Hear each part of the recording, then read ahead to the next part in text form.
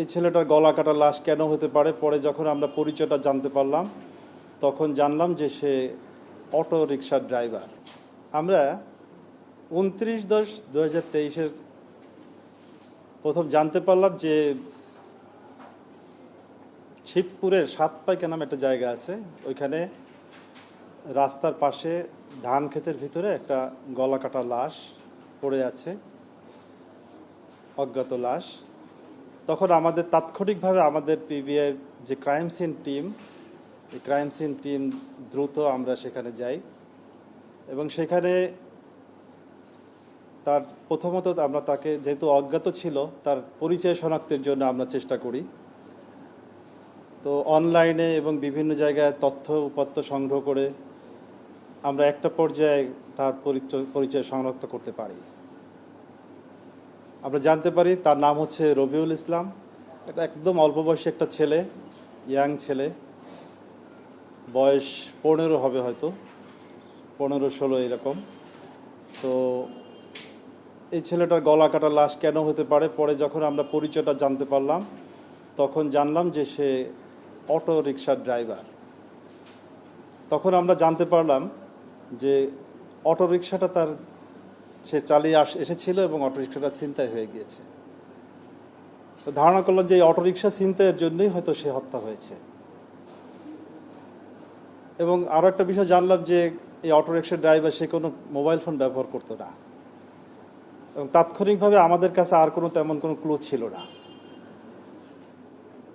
আমরা জায়গাটা পর্যবেক্ষণ করে একটা ধারণা পেলাম যে এখান থেকে যদি অটোরিকশা ছিনতাই করে নিয়ে যায় তাহলে কোন দিকে যেতে পারে। রাস্তাগুলো তো অবশ্যই ইউজ করবে, সেই রাস্তাগুলো কোন দিক হতে পারে। যেহেতু আমাদের কাছে অন্য কোনো ক্লু নেই, আমরা চেষ্টা করলাম যে এই অটোরিকশাটাই উদ্ধার করার জন্য আমরা কৌশলগুলো অবলম্বন করলাম। ধারণা করলাম যে এই দিকে যেতে পারে, সম্ভাব্য যে সকল দিকে অটোরিকশা যেতে পারে সেই সকল দিকগুলোতে শনাক্ত করে আমরা 7টা অটোরিকশার গ্যারেজকে আমরা চিহ্নিত করলাম যে সম্ভাব্য এগুলো থেকে হয়তো কোনো চুরির ঘটনা অনেক সময় দেখা যায় গ্যারেজগুলোতে নিয়ে রাখে, এটার সাথে সম্পৃক্ততা থাকতে পারে। আমরা সেগুলো যাচাইয়ের জন্য পর্যবেক্ষণ বাড়ালাম।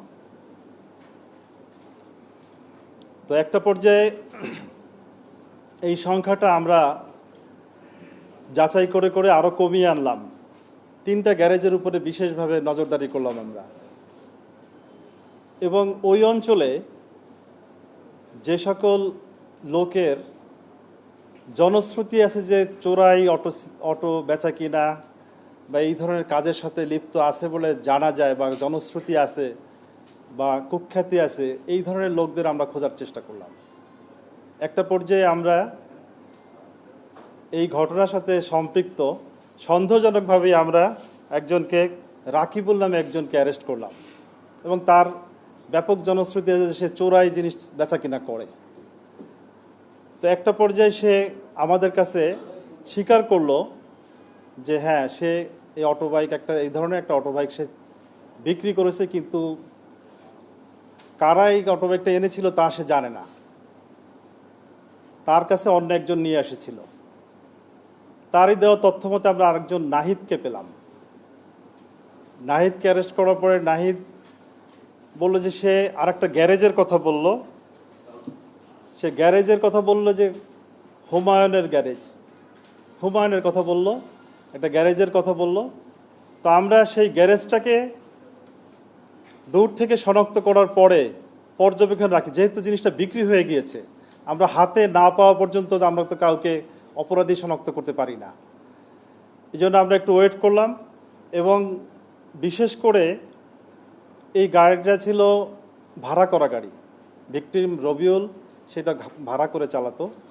এই ভাড়া করা গাড়িটা মালিক ওই মালিক পক্ষ যারা গাড়িটাকে ভালোভাবে চিনে, এই ধরনের লোকজনকে আমরা সোর্স নিয়োগ করলাম। অপরাধীরা আরও বেশি চালাক। আপনারা জানেন যে তারা কিন্তু, আমরা যখন গাড়িটা উদ্ধার করেছি তখন আমরা জানলাম যে আসলে এই গাড়িটার রং এবং এটার প্যাটার্ন সব পাল্টে ফেলেছিল। যাতে করে হঠাৎ করে কেউ শনাক্ত করতে না পারে। এমনকি মালিক পক্ষ দেখলে অনেক সময় সে হয়তো সন্দেহের ভিতরে পড়বে, হইতে পারে যে এরকম এটা তার গাড়ি। যেহেতু কালার চেঞ্জ হয়ে গেছে, প্যাটার্ন চেঞ্জ করছে, কিছু কিছু পার্টস চেঞ্জ করছে, এরকম অবস্থা। তো যাই হোক, আমরা এই ধরনের সোর্স নিয়োগের ফলে মালিক পক্ষ থেকে এবং পরিচিত লোকজন সোর্স নিয়োগের ফলে একটা পর্যায়ে আমরা জানলাম যে এই ধরনের একটা সম্ভব একটা গাড়ি একটা রোডে দেখা গেছে। তখন আমরা ওই রোডের যতগুলা সিসি ক্যামেরা আছে, সিসি ক্যামেরাগুলো, এটা কিন্তু অনেকদিন পরের ঘটনা, সিসি ক্যামেরাগুলো আমরা যাচাই করলাম। সিসি ক্যামেরা যাচাই করার পরে একটা পর্যায়ে ওই গাড়িটা আমরা আসলে ধারণা করলাম যে এই গাড়িটা হতে পারে, এবং ওই গাড়িতে তখন যে ড্রাইভার ছিল তাকে আমরা শনাক্ত করি।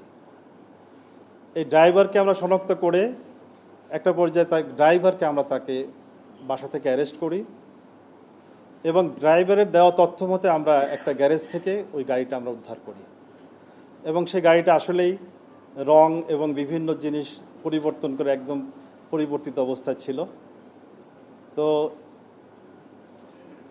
ওখান থেকে অ্যারেস্ট করার পরে আমরা জানতে পারলাম যে লিটন খান নামে এই গ্যারেজটার যার মালিক, সে হচ্ছে লিটন খান। সে এই ধরনের চোরাই মালামাল সব কিছু বেচা কিনা করে, এবং সে গ্যারেজগুলো ওই গ্যারেজে তার এই চোরাই মালগুলো রাখে বেশিরভাগ সময়। একটা পর্যায়ে আমরা এদেরকে যাচাই করা, এবং প্রথম যে নাহিদকে আমরা পেয়েছিলাম, নাহিদকে আমরা রিমান্ডে আনলে ব্যাপক জিজ্ঞাসাবাদের একটা পর্যায়ে সে কিন্তু কার কাছ থেকে এই গাড়িটা পেয়েছিল এই গাড়িটার সম্পর্কে তথ্য দেয়।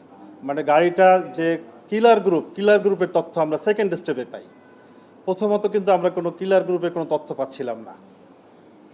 তো সেকেন্ড স্টেপে আমরা কিলার গ্রুপের তথ্য পাই, এবং সেখানে আমরা অমি, হাসিব এবং নিহাল নামে আমরা তিনজনের কথা আসে, যারা এই গাড়িটা নিয়ে এসেছিল, বিক্রয়ের জন্য নিয়ে এসেছিল।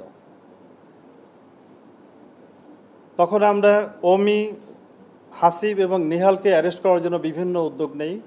তো একটা পর্যায়ে আমরা অমি এবং হাসিবকেও অ্যারেস্ট করতে পারি, এবং তারা অমি এবং হাসিব সহ গাড়ি সংরক্ষণ, ক্রয় বিক্রয়, রং পরিবর্তন, মোট 5 জন যারা এই কাজের সাথে জড়িত ছিল, তারা 5 জন 164 আমাদের স্বীকারোক্তি করে, কোর্টে গিয়ে নিজেদেরকে জড়িয়ে স্বীকারোক্তিমূলক জবানবন্দি দেয়। তাদের দেওয়া স্বীকারোক্তি মতে আমরা জানতে পারি যে মূলত এই ঘটনাটা অমি, হাসিব, নিহাল এদের মাদকের টাকা এবং জুয়ার টাকা, অনলাইন জুয়া খেলতো তারা, এই জুয়ার টাকা সংগ্রহের জন্য তারা এই ছিনতাইয়ের পরিকল্পনা করে, এবং এই ছিনতাইয়ের পরিকল্পনার একটা পর্যায়ে সহজ সরল, এবং এই যে ভিকটিম রবিউল, তাকে তারা চিনত। প্রথমে তারা টার্গেট করে রবিউলের এইটা ছিনতাই করলে ও সহজ ছেলে, সরল ছেলে, ওরা একটা জায়গায় নিয়ে ওকে আমরা যদি মার্ডার করে ফেলি বা হত্যা করে ফেলি এবং অপরাধ ছিনতাই করে, ও তেমন প্রতিবাদ করতে পারবে না, এবং ছেলেটা একদম হ্যাংলা পাতলা, যে একে আমরা সহজভাবে আমরা ইয়ে করতে পারবো, কাবু করতে পারবো। সেইভাবে একটা পরিকল্পনা নিয়ে তারা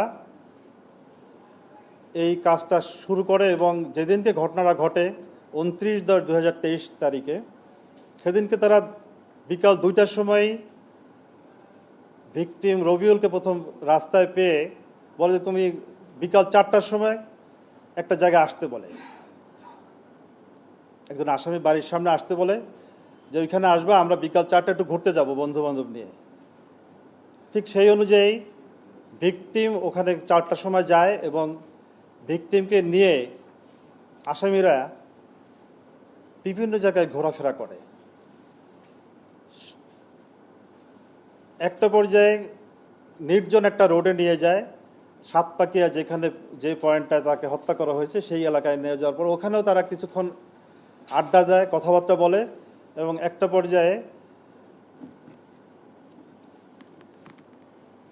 পর্যায়ে যে ড্রাইভার রবিউলের পাশে একজন বসে, বাকি 2 জন পিছনে বসে, এবং তারা তাদের কাছে লুকানো যে চাপাতি বের করে দুইজনে জড়ায় ধরে জাপটে ধরে এবং একজন গলায় বেপরোয়াভাবে কুপিয়ে খুব অল্পক্ষণের মধ্যেই তাৎক্ষণিকভাবে সে মারা যায়, ভিকটিম মারা যায়।